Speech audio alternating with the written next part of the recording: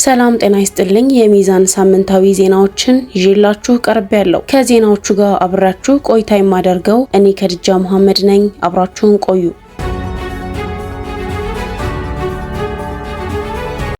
በአዲስ አበባ ጦር ኃይሎች ረያን መስጂድ ቁርአን የሚቀሩ የመድረሳ ተማሪዎች ላይ ማስፈራሪያ እየደረሰባቸው እንደሆነ የአካባቢው ምንጮች ለሚዛን ገለጹ።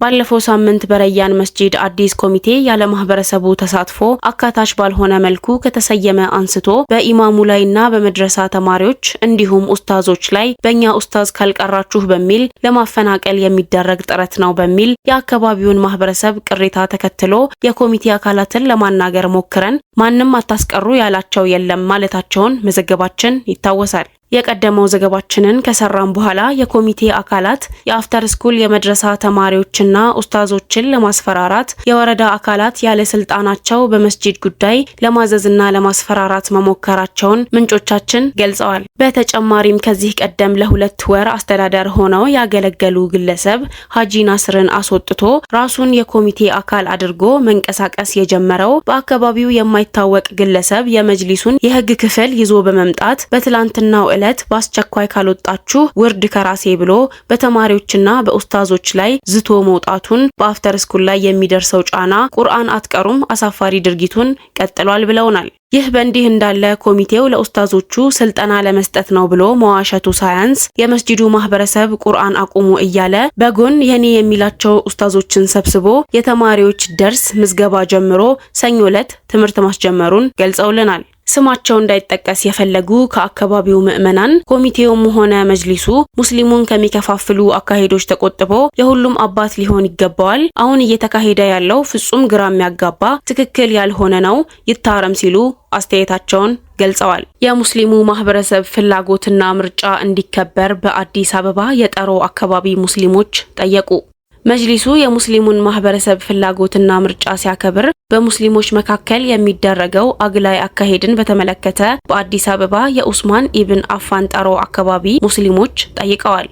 ኡስማን መስጂድ ባወጣው መግለጫ አዲስ አበባ ከተማ ውስጥ ከሚገኙ ትልልቅ መስጂዶች ኡስማን ኢብን አፋን መስጂድ ተጠቃሽ ነው ያሉ ሲሆን ይህ መስጂድ በማህበረሰቡ ያላሰለሰ ጥረትና ድካም አሁን ያለበት ደረጃ ላይ ይገኛል ብሏል። የዋሃቢያ አጀንዳዎች ከ5 ዓመት በፊት መስጂዱ ላይ ሁከትና ግርግር ፈጥረው መስጂዱን ባወደሙ አካላት ክፉኛ የልብ ስብራት ማጋጠሙን ገልጸዋል። ይሁን እንጂ ማህበረሰቡ ለሰላሙ እየቆመ በመስጂዱ ልማት ላይ እየሰራ የሚገኝ ሲሆን ከነዚህም በቅርቡ የተጀመረው የከርሰ ምድር የውሃ ፕሮጀክት እጅግ ፈጣን በሚባል አፈጻጸም እየተካሄደ ሲገኝ በቅርቡ ተጠናቆ ለመስጂዱና ለአካባቢው ማህበረሰብ ግልጋሎት መስጠት ይጀምራል በማለት አስታውቀዋል። ነገር ግን ይህንን የልማት እንቅስቃሴዎችን ለማደናቀፍና የመስጂዱን ሰላም መሆን የማይፈልጉ አልፎ ተርፎ ለዳግም ሁከትና ብጥብጥ ቅድመ ዝግጅት ላይ ያሉ ጽንፈኛና ወሃቢያዎችን መስጂዱን በወሃቢያ ሚንሃጅ ካልቀየርን የሚል እንቅስቃሴ እያደረጉ መሆኑን አሳስቧል።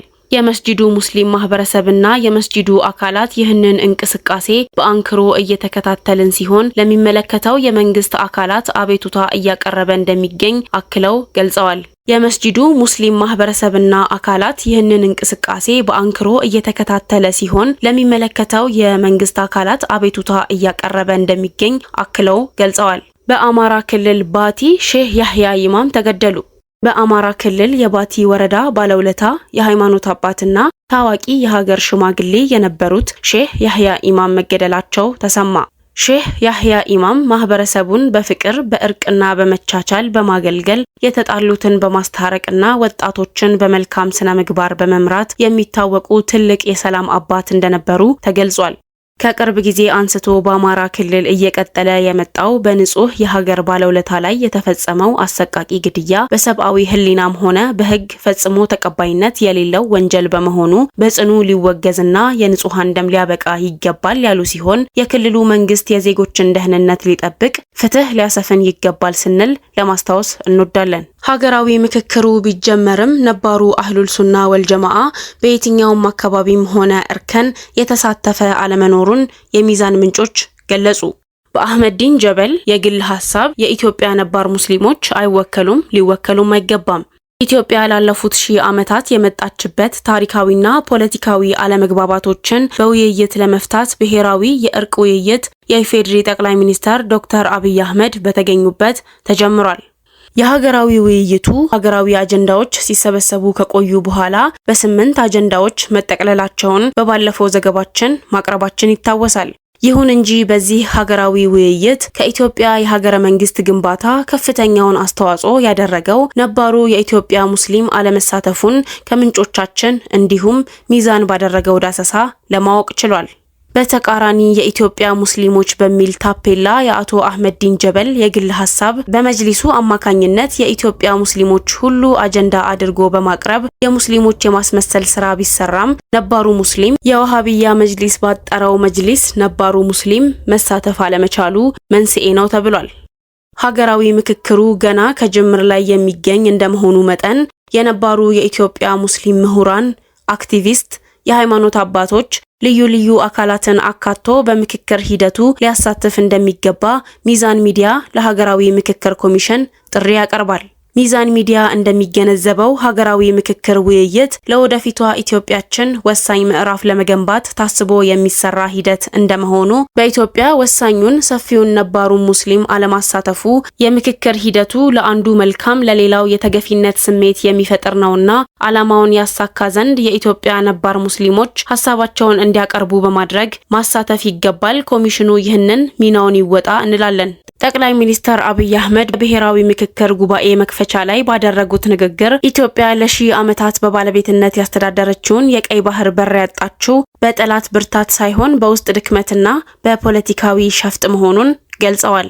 ጠቅላይ ሚኒስተሩ ኢትዮጵያ ውስጥ ኮሽ ሲል ያደፈጡ የሚነቁ የዘመናት ያልተቋረጠ የጠላትነት ስሜት ያላቸው ሀገራት አሉ በማለት የኢትዮጵያን ታሪክ ከጉንደት እስከ ጉራ፣ ከአድዋ እስከ ማይጨው፣ ከካራማራ እስከ ባድመ ሲፈተሽ ኢትዮጵያ ስትገነባ የሚያደፍጡና ስትጨቃጨቅ እድልና ጊዜ ጠብቀው ጣልቃ በመግባት መሻቶቿን እንዳትከውን የሚያደርጉ ኃይሎች መኖራቸውን ገልጸዋል። በዚህ የሽብልቅ ጉዞ በእኛ ስንፍና በእነሱ ጊዜ በመጠቀም የጥንቱን ታሪክ ብንተው በቅርቡ ቀይ ባህርን ያጣንበት አጋጣሚ የዚህ እኩይ ታሪካዊ ክስተት አንዱ መገለጫ ነው ሲሉም ተናግረዋል።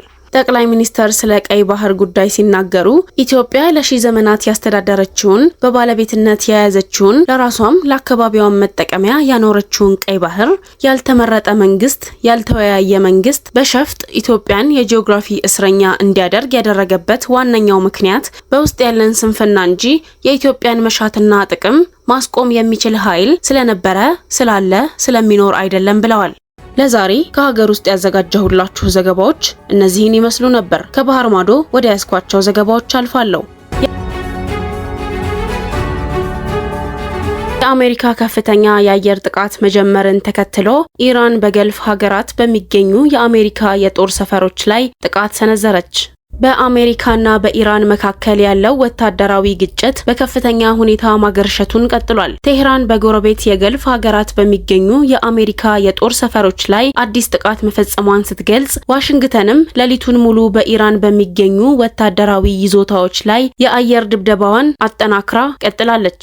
ኢራን በስድስተኛ ቀኑ ላይ በደረሰው የሁለቱ ሀገራት ግጭት በዮርዳኖስ፣ በኩዌትና በባህሬን የሚገኙ የአሜሪካ ወታደራዊ ካምፖችን መምታቷን አስታውቃለች።